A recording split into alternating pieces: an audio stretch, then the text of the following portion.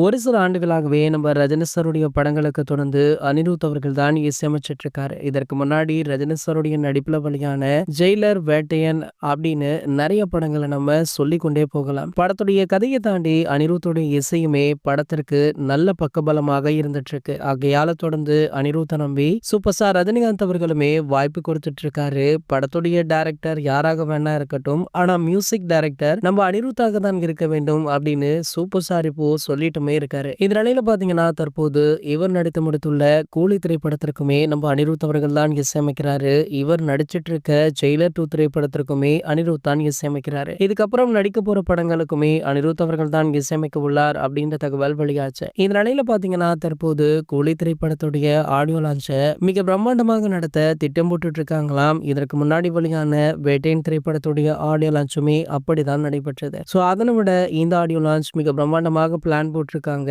இந்த ஆடியோ வெளியீட்டு விழா நேரு விளையாட்டரங்குல தான் மிக பிரம்மாண்டமாக நடக்க உள்ளது. இந்த செய்தி தற்போது வெளியாகி ரசிகர்களை மகிழ்விச்சிருக்கு.